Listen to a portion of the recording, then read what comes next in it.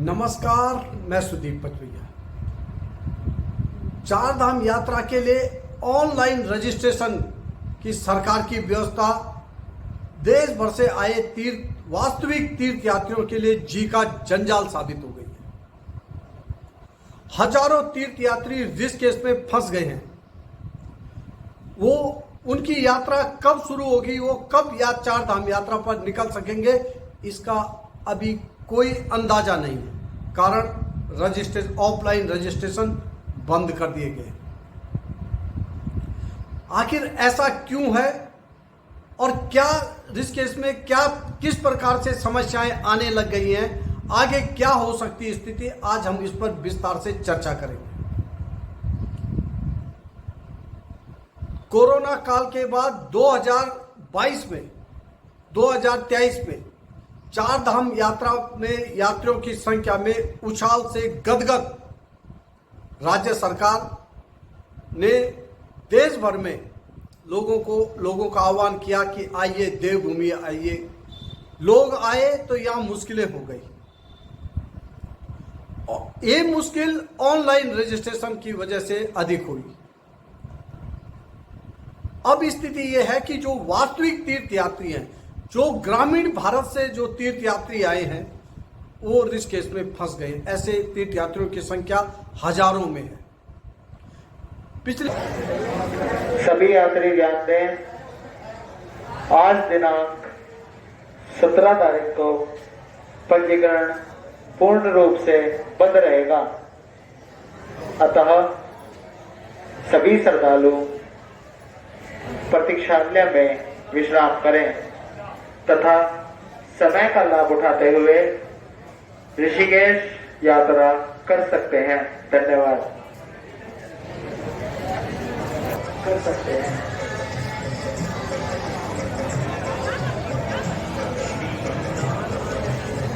किसी अपरिचित व्यक्ति के जाने में आए। पिछले 72 घंटे से प्रशासन ने ऑफलाइन रजिस्ट्रेशन पर रोक लगा दी है। यात्री फंस गए।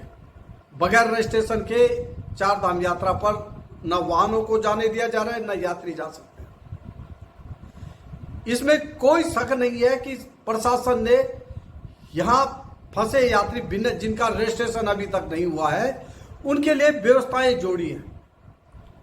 चार धाम यात्रा प्रबंधन एवं नियंत्रण परिसर में अच्छी व्यवस्थाएं प्रशासन के स्तर से की गई हैं, पर लेकिन यात्री इससे संतुष्ट नहीं है। उनका यह कहना है कि आखिर वो ऐसे कब तक रुकेंगे, आखिर उनका चार धाम यात्रा का हेतु रजिस्ट्रेशन कब होगा, कितने दिन बाद का स्लॉट उन्हें मिलेगा। कुछ यात्री वापस बिना यात्रा के लौटने भी लगे। अब स्थिति विस्फोटक होने लग गई है। प्रशासनिक अधिकारी मैनेज करने पर लगे हुए हैं। कोशिश है कि गंगोत्री, यमुनोत्री, केदारनाथ, बद्रीनाथ पहुंच चुके यात्री जैसे नीचे आए तो यहां से यात्रियों को ऊपर की यात्रा पर निकाला जाए, पर लेकिन उससे पहले ऋषिकेश में बहुत ज्यादा यात्री इकट्ठा हो गए हैं। अब स्थिति ऐसी आ गई है कि चार धाम यात्रा व्यवस्था की परिवहन व्यवस्था संभालने वाली संयुक्त रोटेशन व्यवस्था समिति का भी धैर्य जवाब देने लगा है। तीर्थ यात्री एजेंटों का तकाजा करने लगे हैं। एजेंट रोटेशन का पदाधिकारियों का तकाजा करने लगे हैं। रोटेशन के पदाधिकारी भी अब प्रशासन को अल्टीमेटम देने की स्थिति में है। वो अल्टीमेटम देने लगे हैं, अपने सुझाव रखने लगे हैं। अपर आयुक्त नरेंद्र सिंह कुइराल, एसडीएम कुमकुम जोशी के सामने रोटेशन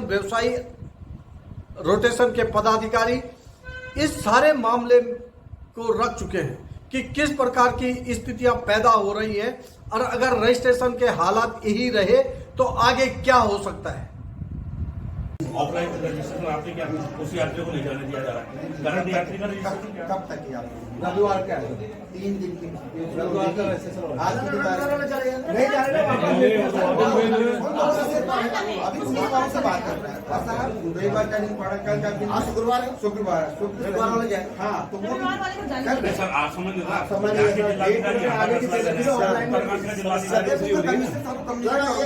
कमिश्नर साहब वहाँ डायरेक्शन देंगे ये तो मैं कह रहा हूँ सर आपको ये भी तो देखना पड़ेगा कि उस गाड़ी वाले को तो मुकदमा दर्ज हो गया नहीं किस गाड़ी वाले गाड़ी पे मुकदमा दर्ज हो नहीं मैं गया बता रहा हूँ अभी जो आप जो पहले चले गए उनकी बात आ रही जो अब यहाँ से जाएंगे वो यहाँ से कम्युनिकेट करके 3 दिन का तो हमने कि संयुक्त रोटेशन व्यवस्था समिति के अध्यक्ष नवीन रमोलिया का 2 टूक कहना है कि अब अधिक देर तक इंतजार नहीं किया जा सकता है।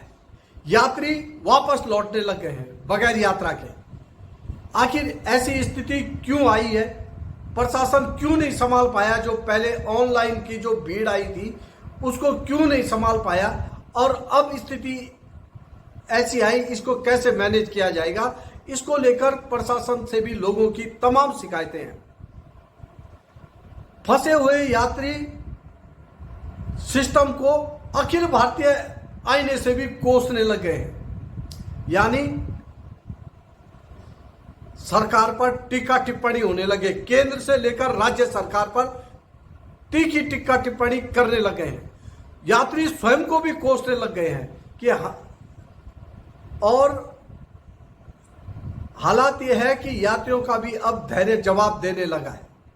हालांकि प्रशासन ने स्थिति ना बिगड़े इसलिए यात्रियों के लिए हवादार टेंट, पानी, भोजन की व्यवस्था प्रॉपर तरीके से कर रही है। उन्हें मैनेज किया जा रहा है, समझाया जा रहा है कि आगे कुछ ऐसी स्थिति ना हो जिससे यात्रा में खलल पड़े। इसलिए यहाँ पे आपको रोका गया है। धीरे धीरे जैसे ऊपर धामों में भीड़ कम होगी आपको यहाँ से रवाना किया जाएगा। पर लेकिन यात्री है कि उनका धैर्य अब जवाब देने लग गया है। उनका बजट बिगड़ गया है। बजट बिगड़ गया है तो इसका असर कहाँ पड़ेगा? 4 धाम यात्रा मार्ग की आर्थिकी पर भी इसका असर पड़ने वाला है। जी सर। यात्री मैं डॉक्टर आर.के. सिंह, मैं हार्ट का सर्जन हूँ। मैं एक्चुअली मुंबई से हूँ और रहने वाला बिहार का हूँ। मुंबई में रहता हूँ, मैं हार्ट का सर्जन हूँ। मुझे पता नहीं था कि यहाँ रजिस्ट्रेशन से ही जाना पड़ता है। मैं सीधे अपनी गाड़ी लेके चला आया यहाँ पे। पिछले 2-3 दिन से मैं परेशान हूँ। यहाँ रजिस्ट्रेशन का कोई उपाय नहीं है। कल मैं कमिश्नर से मिला था यहाँ, जो यहाँ के कमिश्नर इंचार्ज हैं, उनसे मिला तो उन्होंने बोला 10 बजे आइए रजिस्ट्रेशन होगा, लेकिन उन्होंने रजिस्ट्रेशन में आया तो आज भी रजिस्ट्रेशन बंद है। और मैं सीधे मुख्यमंत्री जी मुझे जानते हैं, मुख्यमंत्री के फ़ोन लगाया, उनके ऑफिस से कोई रावत साहब रावत हैं वो भी फ़ोन नहीं उठाते हैं। कोई मंत्रालय से चाहे कोई यहाँ कोई व्यवस्था नहीं है। सब व्यवस्था धामी साहब का वर्स्ट है। और मैं जाके इसको केंद्र सरकार को या अन्य आदमी है उनको मैं बताऊंगा कि यहाँ की व्यवस्था वर्स्ट है और इस वर्स्ट व्यवस्था से शुरू करने के लिए पुष्कर सिंह धामी को चेंज करना चाहिए। बहुत दिन से हो गए मुख्यमंत्री उनको, और यहाँ किसी आदमी पर उनका कोई ध्यान नहीं है। इतने आदमी हैं, कोई बिना खाए सो रहे हैं, कोई बिना पी सो रहे हैं। तो ऐसी जो व्यवस्था है ये बहुत विकराल व्यवस्था है। और अगर बोलते हैं यहाँ के लोग 1500 आदमी 15,000 आदमी ऊपर जाके फंसे हुए हैं तो ये प्रशासन का दोष है, ये आदमी का दोष नहीं है। प्रशासन को चाहिए कितना आदमी को भेजना है, क्या करना है, प्रशासन को ध्यान रखना चाहिए। रजिस्ट्रेशन बंद कर देने से विकल्प नहीं है। यहाँ लोग बिना खाए सोते हैं, इसका ध्यान रखना चाहिए। नहीं किया जा रहा है।